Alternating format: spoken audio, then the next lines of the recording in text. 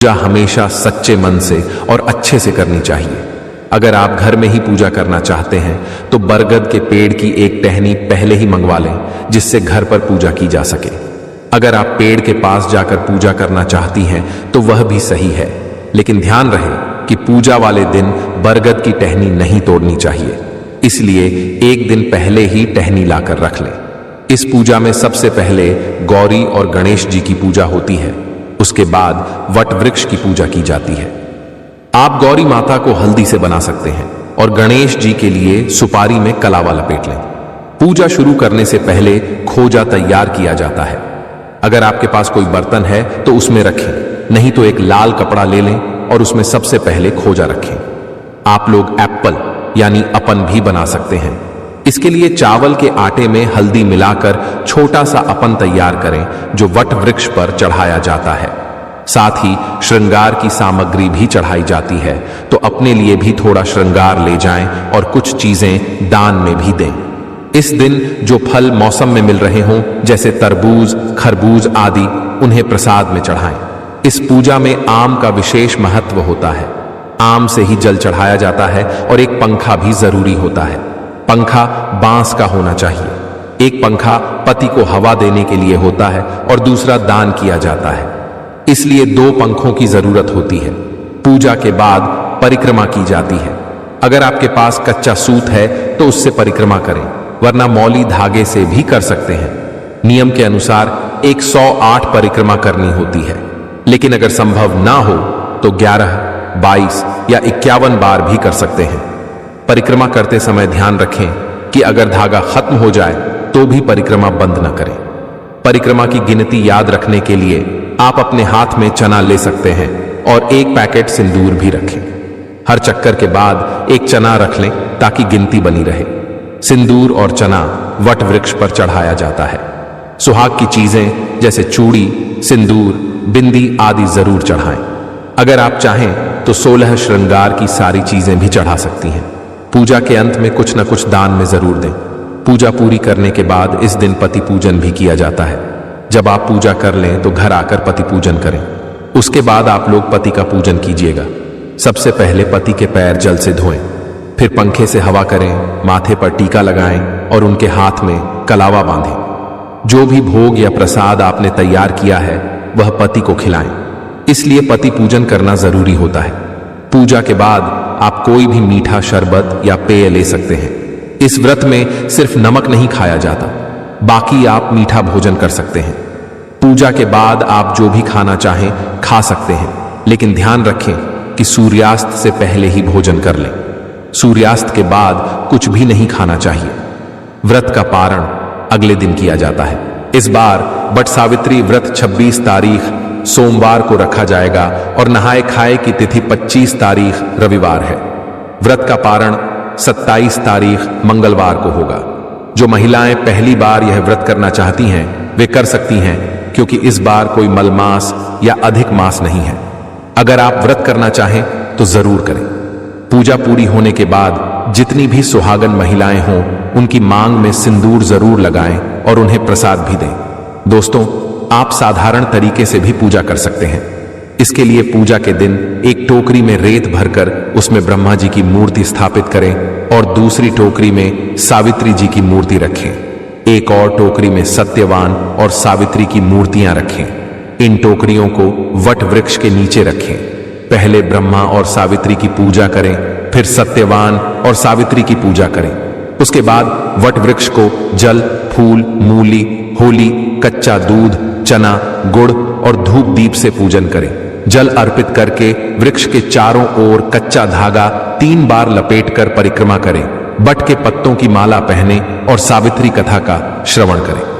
पूजा में जो सामग्री उपयोग में आती है उनमें मूर्तियां, बांस का पंखा, लाल कलावा, धूप, फल, फूल, होली, सुहाग की चीजें, पूरियां, बरगद का फल और जल से भरा हुआ कलश शामिल है।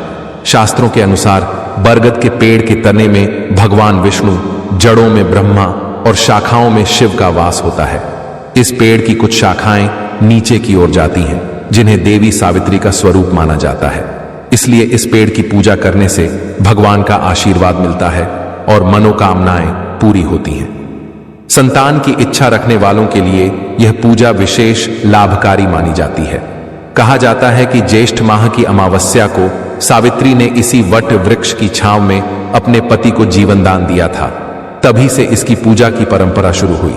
जैसे पीपल के पेड़ को विष्णु का प्रतीक माना जाता है, वैसे ही बरगद के पेड़ को शिव का प्रतीक माना जाता है।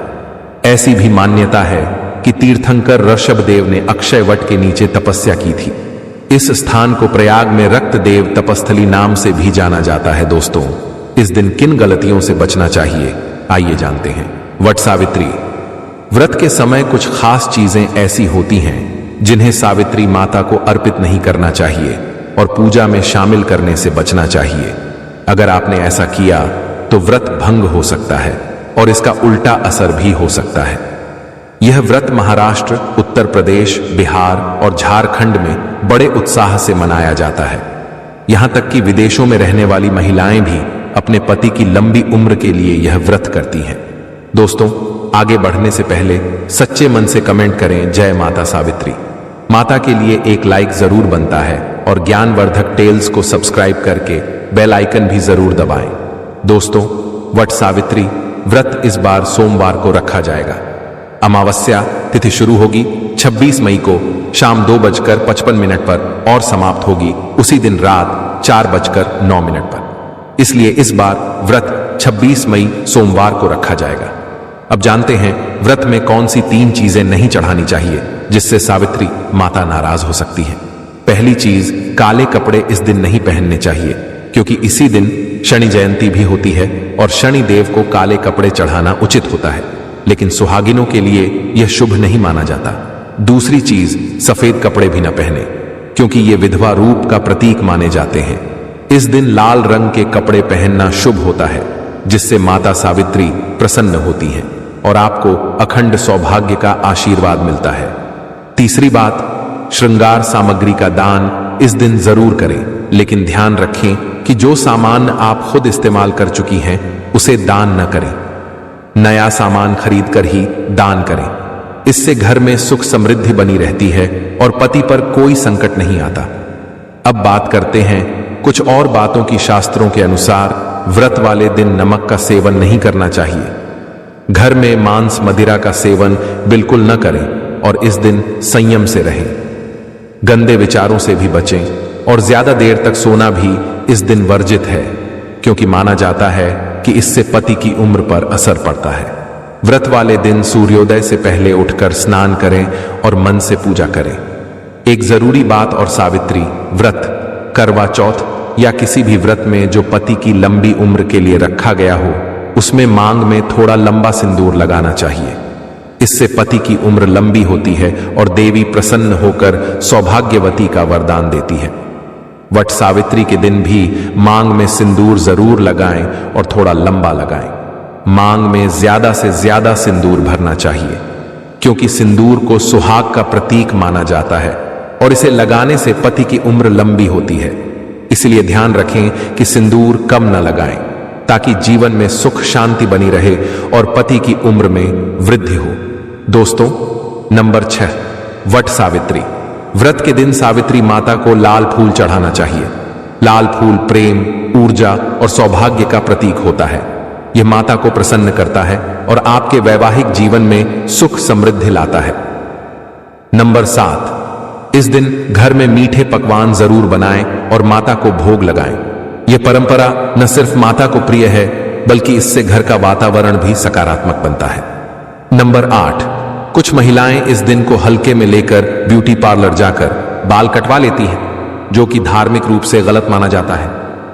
वट सावित्री और करवा चौथ जैसे व्रतों के दिन बाल या नाखून नहीं कटवाने चाहिए, क्योंकि यह अशुभ माना जाता है और इससे जीवन साथी की उम्र पर असर पड़ सकता है।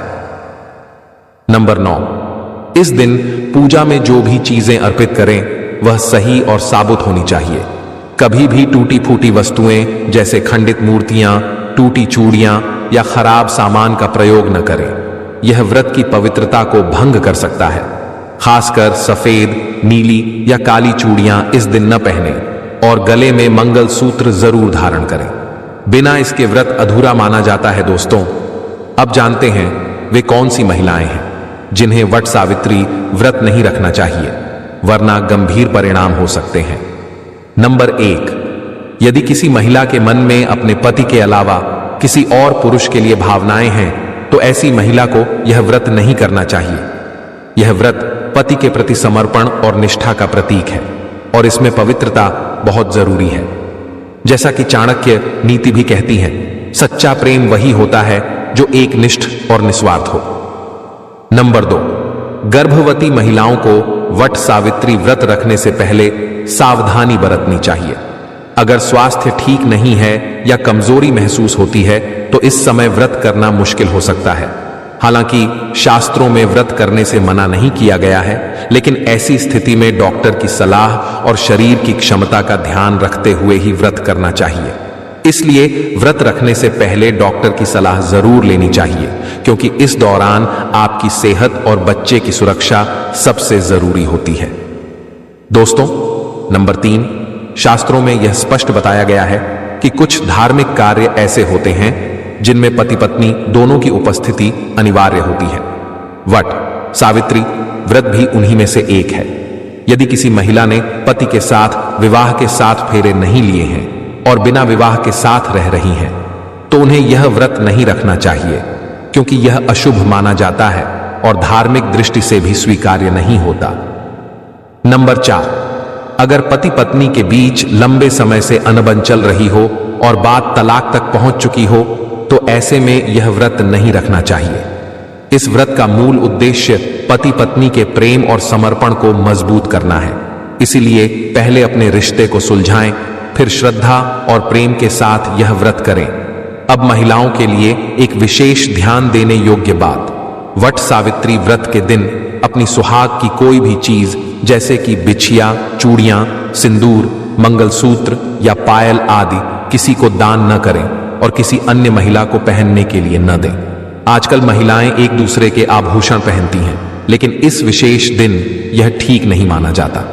ऐसा करने से पति पर संकट आ सकता है और व्रत की शुद्धता भंग हो सकती है। व्रत के दौरान संयम और नियमों का पालन करें। फल, पानी और व्रत में खाई जाने वाली चीजों का ही सेवन करें। कदाचित भूल से भी अनाज या पकाए गए खाने का सेवन न करें, क्योंकि व्रत का महत्व तभी है जब उसका पालन पूरी निष्ठा से किया जाए। ये कुछ सामान्य लेकिन अहम गलतियां हैं जिनसे आपको सावधान रहना चाहिए। अगर आप इन नियमों का पालन सही से करेंगे तो न केवल आपका व्रत सफल होगा, बल्कि आपके पति और परिवार पर भी माता सावित्री की कृपा बनी रहेगी। दोस्तों, हमने आपको यह जो जानकारी दी है, अगर आपको थोड़ा भी उपयोगी लगा हो तो कृपया इसे ध्यान में रखकर पूजा करें, ताकि आपका व्रत पूर्ण रूप से सफल हो। माता सावित्री का आशीर्वाद हमेशा आपके पति और परिवार पर बना रहे। वीडियो थोड़ा भी पसंद आया हो तो लाइक जरूर करें और इसे उन सभी बहनों तक शेयर करें जो वट सावित्री का व्रत करती हैं। कमेंट बॉक्स में जरूर लिखें, जय माता सावित्री। दोस्तों, आपका एक कमेंट हमारे लिए बहुत महत्वपूर्ण होता है और आपका एक लाइक हमें और भी बेहतर वीडियो बनाने के लिए प्रेरित करता है।